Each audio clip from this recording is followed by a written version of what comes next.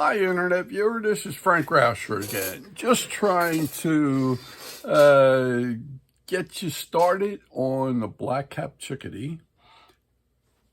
Like I said in the previous video, I made the pattern, and we're going to be following this one.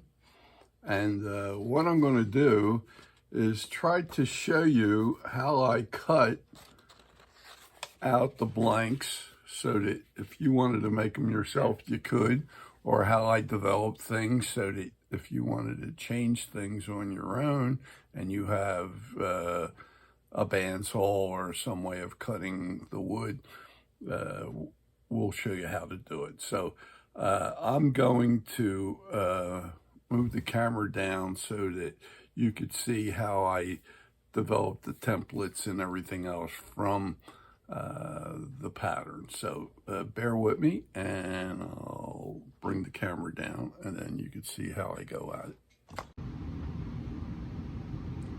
Okay, we're back again. This is the pattern I'm using, and what I've done is I've gotten some cardboard, and I've got the cardboard, and it has some thickness to it so that when you want to use it more than once to make a blank, it's good to have some thickness to it. I went and made a copy of the outline of the pattern onto the cardboard, and I do that with, let me show you.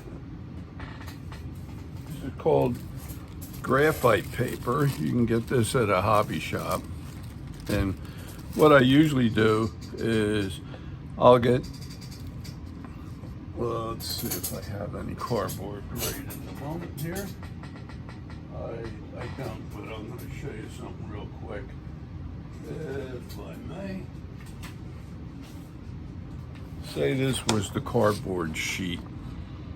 I would put that down. I would get the graphite paper, and you want to make sure you get the shiny side down. Then you put your pattern down, and then what you would do is outline all of this with a ballpoint pen, because the pen tends to push better. And then what it does, it transfers this whole outline right onto your cardboard, and you would have it there. And then you have this, and you would end up with something that looks like this.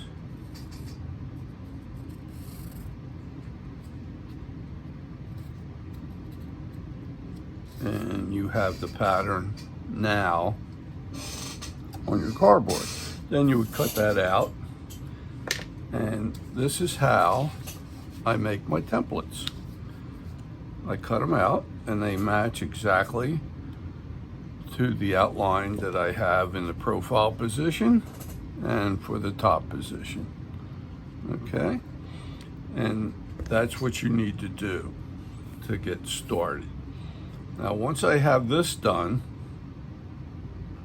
now I can find a piece of wood, and this is another thing you want to do, is you're going to need a piece of wood, at least on the top view, the width of the bird's breast here, or what is close to the breast. This is like 1.5 inches going across, okay? So you're going to need a piece of wood at least that thick, okay? So keep that in mind whenever you're doing this, because it's got to cover that width right in here. So I use basswood all the time. So just to check this out, I think I'm pretty close right here. This here piece of wood is right on 1.5 inches in thickness, okay? And the grain is going this way. So I'm going to do this so you can see it better. The other thing you want also, once you cut your pattern out is to get, I'm going to try to go through the beak and up right through here. I'm going to put like an arrow both pointing this way and this way, and that should be the grain of the wood. You don't always have to do this, especially in power carving, but I do that. So the grain is going this way. So what we want to do is lay this like such, so that the arrow is going with the grain. Then what you can do, and I usually get a ballpoint pen, and I lay this along that edge, and I come around and I hold that down steady so it doesn't move on me. This has a little hitch in here, and then this comes up. Now I have the outline of the bird. So once I cut this out, then I'll show you the next step on how the top fits in here. But I'm going to take this back to the bandsaw, and I'm going to cut all along this line. So I'm going to take you back to my back room here where I do my sawing, and I'll show you how I do it there. Okay, so bear with me a second. Okay, I'm in my back room here where I have the bandsaw. I'm going to turn that on. It's going to be a little noisy, but what I'm going to do is try to follow the outline when I cut this with a blade. The blade I'm using here, which I've been using this size blade forever, it's a 1/4 of an inch wide, and it's like 0.025, I think, and it's called a 6th hook tooth. It grabs and holds the wood, and it goes very easy as far as cutting blanks and stuff like that I do for the carving. So here we go. I'm going to turn this on. I'm going to start up at the beak. I'm going to cut this right along the outline. I take my time and try to rush it.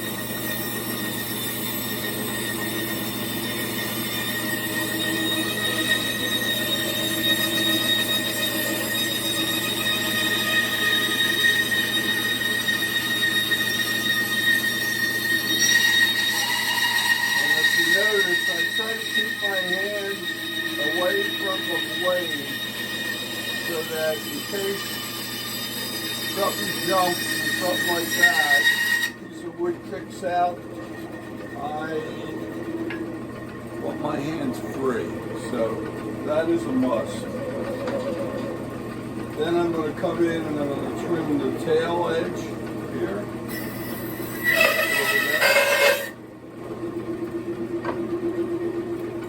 Have that little step in, so I'm going to come in this way and just cut across, and then come back and just take that little sliver of wood and go this very slowly so that I have full control.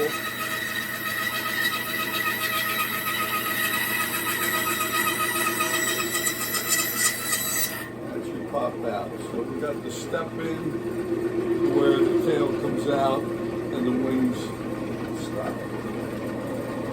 Now I'm going to do the bottom edge, which is the tail, underneath side of the tail. And I'm going to do the belly side as well.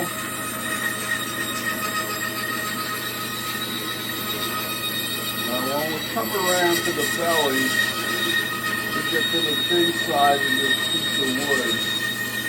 So I'm going to stay, keep my fingers away from the blade just in case it decides to take a shortcut. get me instead of the wood. So come around.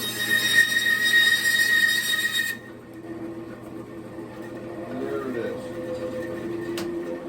Now we have that outline perfect all the way around.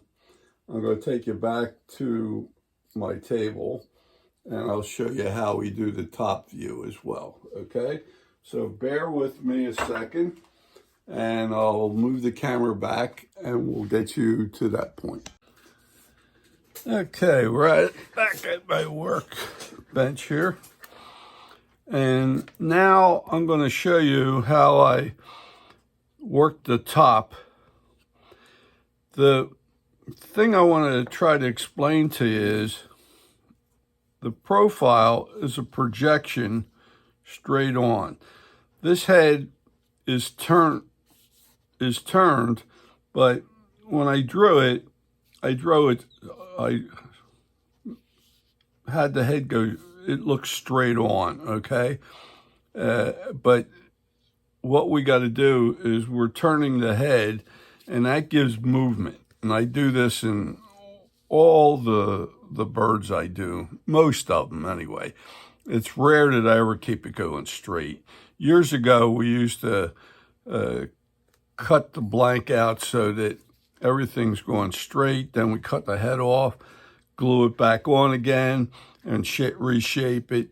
And this way, when you carve from the center out on each side, it's exactly the same. It's a little trickier because usually this side, when you're carving on the piece, comes pretty quick, because when I cut a blank out, let me show you, this side here, it's almost has the face, and you just got to come in a little bit to shape it. This side here has this bow in here, and you have a lot more usually you need to take off on this side than you do that side. But I hate seams. I hate to put fillers in, so I always turn the heads. And as I've shown you on one of my previous carvings that I did, this is a miniature of the black-capped chickadee, and you can see here's the body coming up, but the head was turned 90 degrees. So you can change these, as I stated in my last video. So, but we're going to go with what I have here right now. And the other thing too is this here is a projection of what the bird looks like as you're looking down on it. And actually, in actuality, it's like this, okay? It's sloping down. It's see how if you were looking down on this, this is up high and this is down low, and that's what's reflecting here, but we just flatten it out as if like it's just been flattened. So I'm going to show you how to cut these out if you were doing on your own. I usually hold this template so that when if you had a flat table like this here, and you want to keep your pattern flat too, you hold it up so that the real tail is down here, but the template is up high, okay? And I don't mean high, just flat with whatever table you're working from. Now, I'm going to come in, excuse me, I got to get my hat turned around as I put my big head in, and I'm trying to look down on this. I'm going to try to get this so that the edge of this beak is right here, and the tail, when I look down, is right on that edge. So I'm going to use a pencil in this case because I'm going to basically draw it in, but if it's not correct, and I may have to, I think I'm right on the edge, I can change it. If you use a ball pen like we did on the profile view, you may be erasing more. So I'm just doing what I can. Now what I'm going to do is spin this around, hold this down so that we always have the blank down below, on the tail is low and the head side is high. I'm going to try to look down without rocking the camera and making sure I got all the edges where they belong, which it looks like so. Yep. Now I'm going to come up, just at that edge. I'm going to come over here and swing this up. This will come right up to that edge. And that's my view looking down. Now, I'm going to take you back and we're going to cut this out. And this comes over here like this, okay? So that came out fairly easy. Sometimes I have to redraw it, but that will give us the width that we need. And I remember I was telling you I need at least 1.5 inches across on this here. And if we did lay this down somewhat, you can see I'm outlined almost all the way, but it's not a true projection down. Now it would be if you're looking straight down on it. So just want to let you know that, and we work with that, especially when I develop the blanks, okay? So bear with me again. I'm going to take you back to my back room where the bandsaw is, and we'll start projecting or cutting out the other top view. Okay, we're back again, and I'm at the bandsaw. And what I'm going to do, most of the time, the way I cut this out is I try to do it from, this isn't always for every bird, but in this case here, it's easier. I'm going to cut the tail out end first and then come up to the front, and then I'll do the other side and I'll show you. I'm going to be making a little noise again. So here we go. I'm going to use, so my hands are away from the blade, and then when I get past the blade, I'm going to piece. I want to make sure I'm not keeping my hands in the way. And then I'm following the line.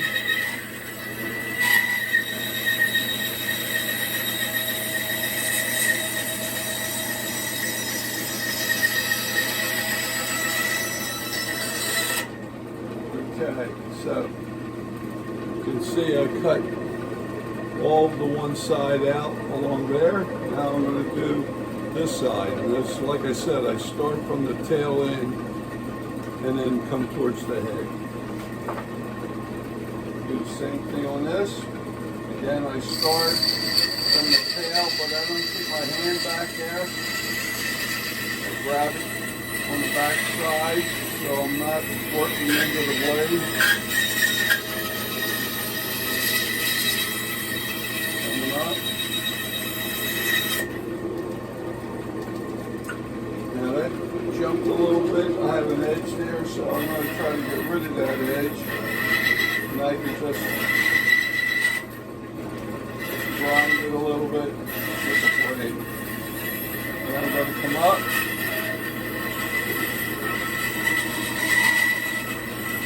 And I'm trying to bring the tail down onto the table here, and I'm coming around following that line.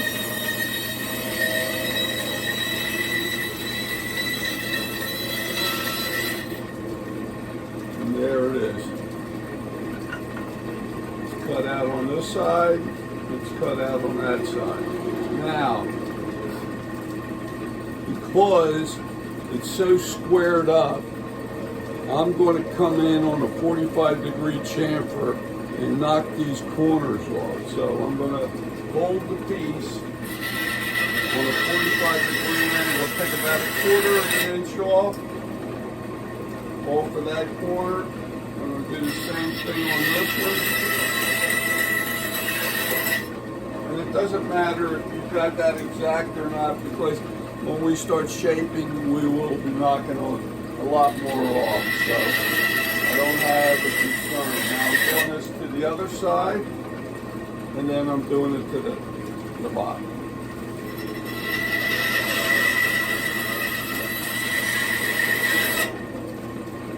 Okay. Now there's the blank, ready to fly. And what we will do on the next video, we'll put the center line in for the body and the head, and then we're going to start shaping this. So I hope you got something out of this as far as cutting the blank out in case you wanted to do some of your own. And in some cases, you could want to change the angle of the head a little bit more or less. That for those who are cutting out their blanks, you have that choice, and I'll show you down the road here how to do that as well. Probably on a Q&A rather than this video here, where you can change positions like I showed you on the previous video before this, where I had a tail on one bird going this way and then the body going that way and then the head. So it was like on an arc. So you can change things around. So I hope you got something out of this one, and you can see how I cut this thing off. And I hope you enjoyed this. If you did, I'd ask you to give me a thumbs up, and if you could subscribe to my channel, I'd appreciate that as well. And I thank you very much.